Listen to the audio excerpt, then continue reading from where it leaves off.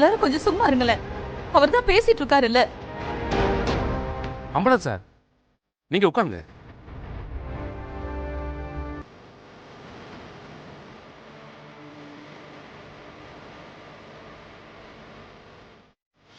துளசி, என்னம்மா சொல்ற? நான் சொல்றதுக்கு ஒன்றும் இல்லை சார். நான் என்ன பண்ணணும்னு சொல்லுங்க, நான் செய்யறேன். அப்போ செஞ்ச தப்ப ஒத்துக்கிறீங்க? உங்க பார்வைக்கு தப்பா இருந்தா தப்பு பண்ணதுக்காக நான் வருத்தப்படுறேன். தப்பா இருந்தாவா? அப்ப தப்பு இல்லையா? ஜனனி, பேசாம இரு. லாயர் சார், இத சீட்டிங்னு ப்ரூவ் பண்ணிட்டாலே இந்த மேரேஜ் செல்லாது தானே? இத கொஞ்சம் அங்கிள் கிட்ட சொல்லுங்க.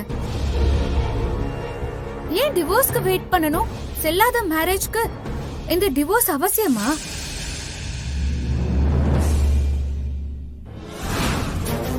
ஜனனி ப்ளீஸ் கொஞ்சம் பொறுமையா இரு, எதுவும் பேசாத. அவ சொல்றது சரியா தானே இருக்கு. விவரமா தான் இருக்கா, கெட்டிக்காரி தான். பத்மா, பேசாம இருக்க மாட்டியா?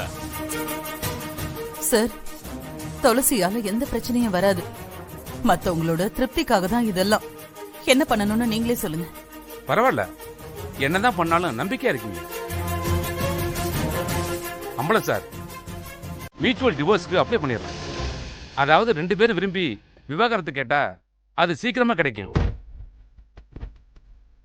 அதுக்கு துளசி சம்மதிச்சு கையெழுத்து போடணும். கூப்பிடும் போது கோர்ட்டுக்கும் வரணும். சம்மதமான கொஞ்சம் கேட்டு சொல்லுங்க சார்.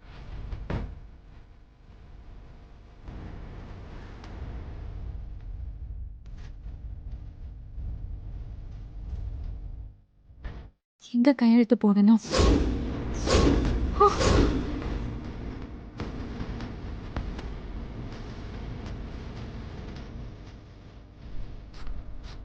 இதுல ஒரு கையெழுத்து போடுமா?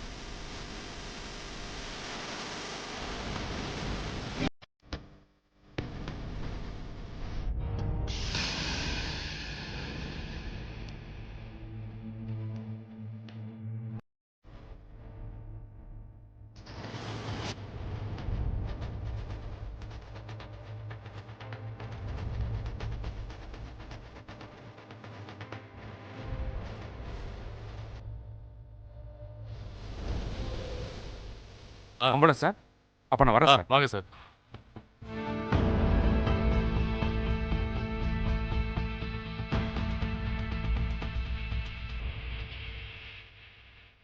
விசாலாச்சே, இத பத்தி இனிமே இங்க யாரும் எதுவும் பேசக்கூடாது.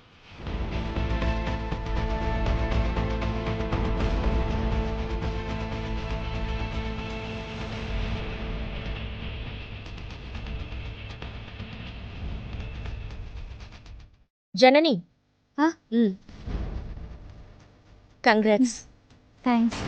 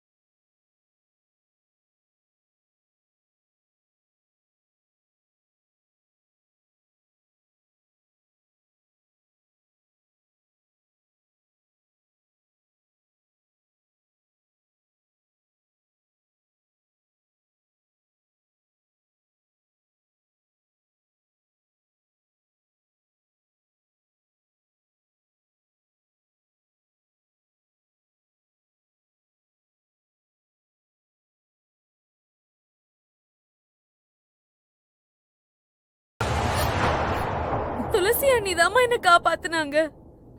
அதுக்காக அவங்க ரொம்ப கஷ்டப்பட்டாங்கம்மா. எப்படி எல்லாம் கஷ்டப்பட்டு என்ன காப்பாத்துனாங்கன்னு தெரியுமா? என் கல்யாணத்தை நிறுத்துறதுக்காக அப்பா கிட்டயும் மத்தவங்க கிட்டயும் எவ்வளவு கெட்ட பேர் வாங்கினாங்க தெரியுமா?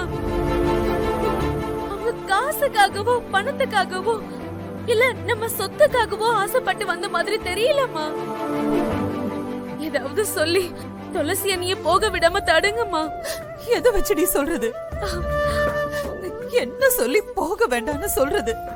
இல்லம்மா, துளசி அண்ணி போக கூடாது, அவ்வளவுதான்.